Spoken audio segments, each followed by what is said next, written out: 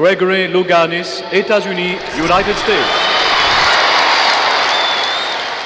Okay, this is obviously from 1976. I was 16 years old. I was still in high school.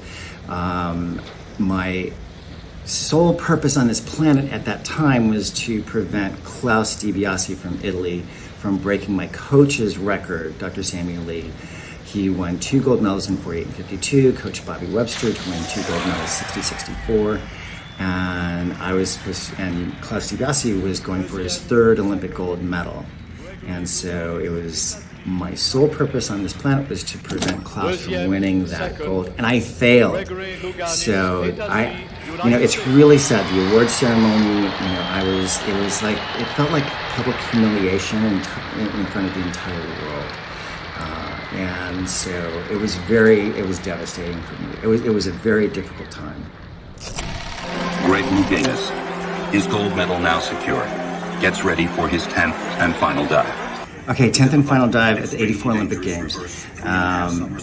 It was reverse 3.5 tuck. I knew I was on world record pace. And so I knew if I got through that dive and did it as well as I knew that I could, then I would break 700. So that was really kind of a dream come true competition for me. And it was so interesting because in 1984, my focus was really wide. I was really aware of the audience, where my mother was, where my father was. Mayor Tom Bradley came in late and I said, "Tom, you're late." And he said, "Yeah, Greg, I'm trying to find my seat." It was just this incredible experience. Usually I'm really narrowly focused. Ones that exist is my coach and myself and the water and the board, and that's it. But this was a totally different experience for me.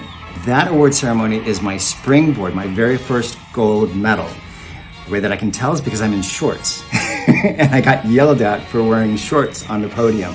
It was interesting because if you watch the award ceremonies, I'm thinking about 10-meter platform.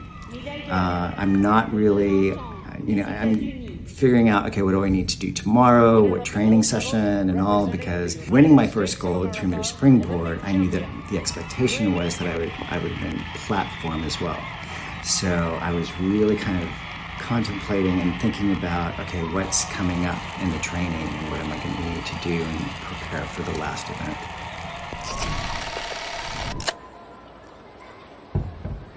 The dive where I hit my head on the springboard, reverse 2.5 pike.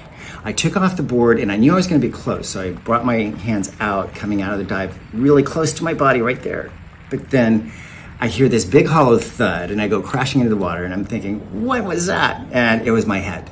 I had no idea. I mean, from that point on, it was kind of a wake-up call that we needed to take one dive at a time, not take anything for granted. So this is my reverse 3.5. It was the highest degree of difficulty dive. And, I knew it was a good dive. I just didn't know if it was good enough. And so when I came out of the pool, I picked up my chamois and I covered my face because I didn't want to look at the scoreboard. I was afraid to look at the scoreboard. And the way that I knew that I won is I looked at my coach and his son jumped over the barrier and they were jumping up and down and celebrating. That's how I knew I won the gold medal. So this is the platform award ceremonies, and there you see my the patch on my head. It could have gone either way, and I'm so grateful that it went the way that it did. I was diagnosed HIV positive 6 months prior to the Olympic Games. They put me on AZT right away, and AZT is a very toxic drug.